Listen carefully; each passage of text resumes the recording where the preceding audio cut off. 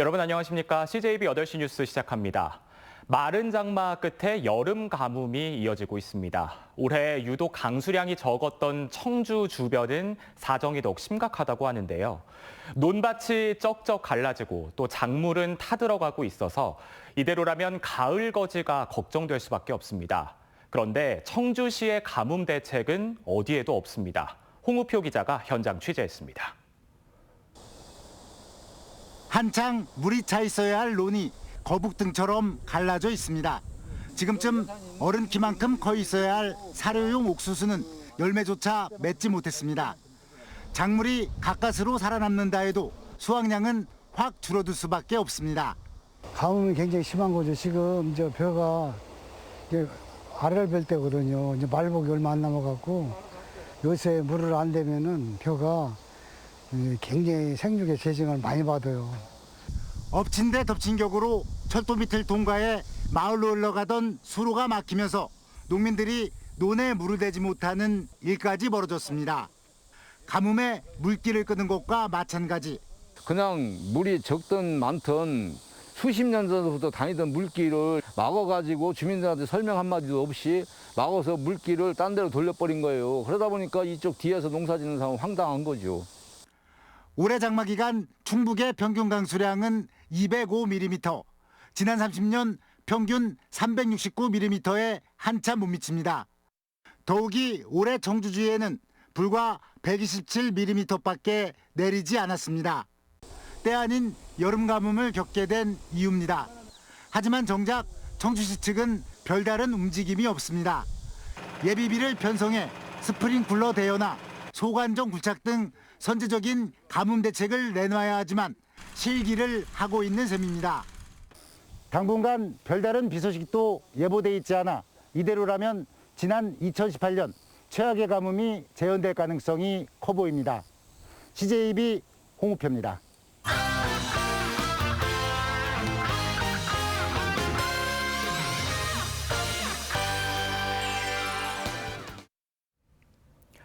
여야가 국회 상임위원장 배분에 전격 합의하면서 국회 세종의사당 건립을 위한 국회법 개정이 가능해졌습니다. 운영위원장이 공석이라서 처리가 불가능하다는 이유가 사라진 만큼 이제 공은 국회로 넘어갔습니다. 조용광 기자입니다. 국회 사무처와 11개 상임위원회, 입법조사처 등이 들어설 세종시 국회의사당 예정 부지입니다. 여야 합의로 기본 설계비 등 147억 원의 예산을 확보해 놓고도 한 푼도 사용하지 못하고 있습니다. 여야 의원 3명이 발의한 국회법 개정안이 석 달째 계류 중이기 때문입니다. 정치권에서는 그동안 운영위원장이 공석이라 어쩔 수 없다는 말만 되풀이해왔습니다. 하지만 여야가 11대 7로 상임위원장 자리 배분에 전격 합의하면서 그 핑계거리가 제거됐습니다. 운영위원장의 윤호중 의원, 법사위원장도 민주당 의원이 맡게 돼 당장 다음 달 처리도 가능해졌습니다.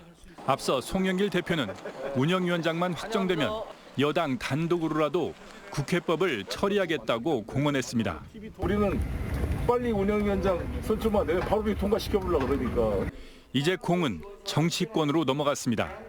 9월 정기국회에서는 어쨌든 국정감사라든지 아니면 대선 체제로 준비가 전환이 될 거기 때문에 이후에 대선이라고 하는 전국의 국회법이라고 하는 것이 개헌 이런 식으로 해서 다시 지연되는 그런 상황들을 가장 우려하고 있는 거죠. 반면 일각에서는 구분 능선을 넘은 국회법 처리가 개헌을 통한 행정수도 완성 논리에 밀려 또다시 불발될 수 있다는 우려도 제기되고 있습니다. CJB 조윤광입니다. 총선 낙선 후 1년 만에 도당위원장으로 정치권에 복귀한 정우택 국민의힘 충북도당 위원장이 내년 대선과 지방선거 승리를 다짐했습니다. 시간이 갈수록 대선과 지방선거에서 승리를 차지하려는 여야의 경쟁이 치열해질 전망입니다. 구준회 기자입니다. 당선 후 첫 간담회를 마련한 정우택 신임 국민의힘 충북도당 위원장의 일성은 내년 대선과 지방선거 승리입니다. 공석인 청주 서원 선거구를 포함한 청주권 중심으로 조직을 정비하고 도당과의 시너지를 높이겠다고 밝혔습니다. 정치 선배로서 능력 있는 젊은 인재를 영입하고 도민들로부터 신뢰를 얻기 위해 스스로 변하겠다고 약속했습니다. 야당의 기능을 앞으로 확실히 해나가도록 함으로써 우리 도민들로부터 신뢰를 받는 공당으로 태어나도록 이렇게 노력을 하겠습니다. 영입할 인재에 대한 구체적인 생각도 제시했습니다. 세대 교체란 나이만 젊다고 되는 게 아니라 젊은 생각과 열정, 정치적 기반까지 갖춰야 한다고 밝혔습니다. 출마를 생각하는 공무원 출신 예비 주자들도 눈여겨보겠다고 말했습니다. 주민들로부터도 우리 지역에 저런 청년이 있었구나 하는 모습을 보임으로써 또 정치적 기반도 닦는 것이기 때문에 이번에 좋은 기회라고 보고 그런 인재들을 저는 주시해서 보겠습니다. 이에 맞서 여당에선 이장섭 더불어민주당 도당위원장이 선거를 진두지휘합니다. 이 위원장은 양대 선거가 불과 3개월 차이라는 점에 착안해 지역 발전과 연계한 대선 공약 발굴에 주력하겠다고 밝혔습니다. 충청광역철도 청주도심 통과 노선 등 현안 해결에 속도를 낸다는 방침입니다. 연말쯤부터는 인재 영입에도 적극 나설 계획입니다. 도민들이 민주당, 더불어민주당이 돼야만 충청북도가 발전하겠다라고 생각할 수 있도록 지금부터 차분히 준비해 나갈 생각입니다. 여야 도당위원장들이 나름의 각오와 전략을 제시한 가운데 시간이 갈수록 선거 승리를 위한 움직임이 빨라질 전망입니다. CJB 구준혜입니다. 50년 전 대홍수로 무인도가 된 단양 시루섬에 600m 가까운 출렁다리가 들어섭니다. 단양구는 시루섬의 기적에 얽힌 사연과 함께 생태공원화 사업을 통해 시루섬을 관광 명소화한다는 계획입니다. 이윤영 기자입니다. 예로부터 소금 뱃길로 상인들의 뱃노래가 끊이지 않았다던 단양 시루섬. 하지만 1972년 태풍 베티로 단양강이 범람해 이 마을 44가구 250여 명이 고립됐습니다. 주민들은 높이 7m, 지름 4m의 물탱크 위로 올라가 서로 팔짱을 낀 채 14시간 동안 칠흑 같은 밤을 버텨냈습니다. 하지만 사람들 속에서 돌진한 아기는 압박을 견디지 못해 숨을 거뒀고 아기 엄마는 죽음을 알리지 않은 채 슬픔을 삼켰습니다. 애기가 죽었다 그러면은 소요 일어날까 봐 죽었다 소리도 못하고 그냥 안고 있었던 거예요. 그래 이제 물탱크 물이 줄어서 내려오니까 그 얘기를 해가지고 동네 사람들이 참 안타까워했죠. 대홍수 이후 50년간 무인도로 버려졌던 시루섬에 출렁다리가 놓입니다. 이른바 기적의 다리 프로젝트.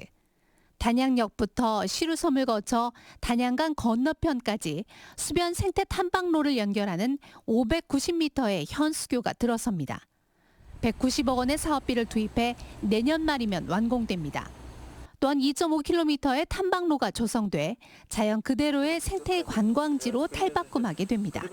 시루섬 생태 탐방교를 건설함으로써 시루섬의 기적을 단양의 기적으로 확대해서 많은 관광객들이 찾는 그런 랜드마크로 조성하고자 합니다. 단양구는 기적의 이야기가 살아 숨쉬는 시루섬을 주요 관광자원과 연계해 체류형 관광도시의 새로운 발판으로 삼을 계획입니다. 우리 만천하 권역과 또 단양역, 시루섬 함께 또 수상 내조 사업이 주변에 이제 펼쳐지게 될 텐데요. 또 아마 이렇게 우리 이제 관광 명소로 새로 태어나는 새로운 시루섬이 될 것입니다. 50년간 무인도로 버려졌던 시루섬이 기적의 다리와 함께 내년 시민들의 품으로 돌아올 전망입니다. CJB 이윤영입니다.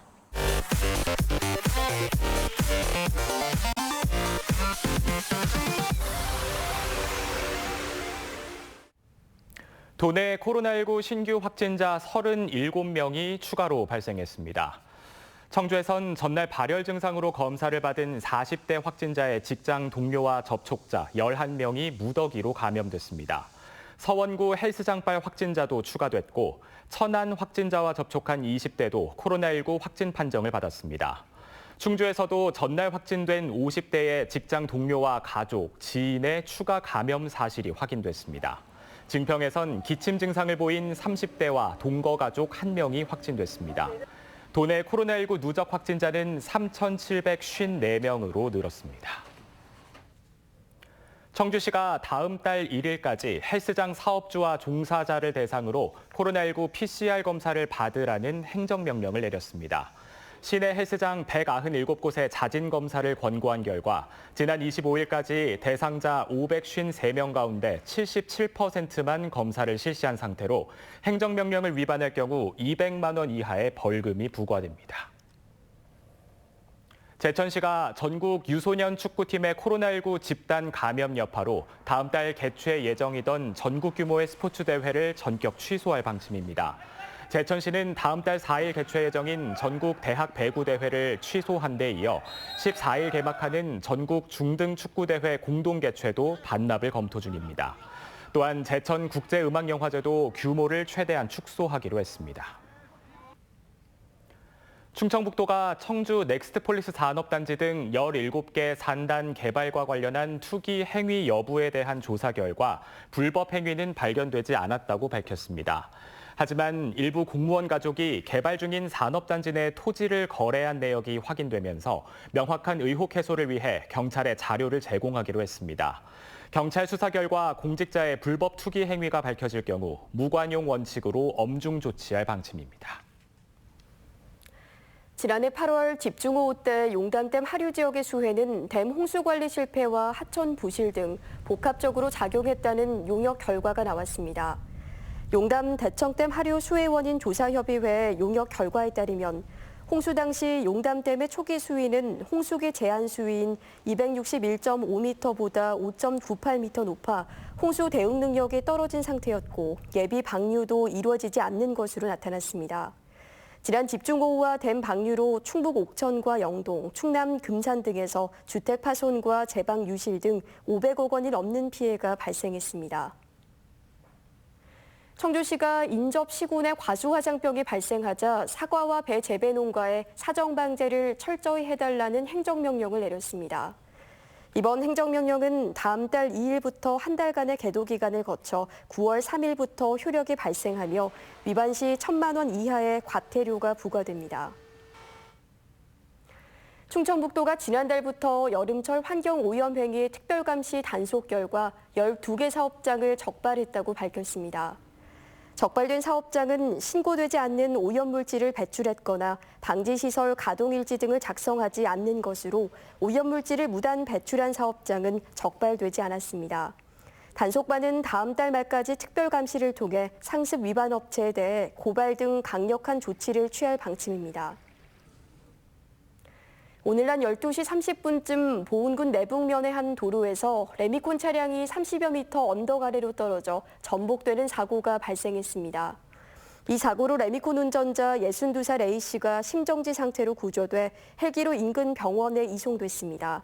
경찰과 소방당국은 정확한 사고 경위를 조사하고 있습니다. 네, 이상으로 CJB 8시 뉴스를 마칩니다. 시청해주신 여러분 고맙습니다.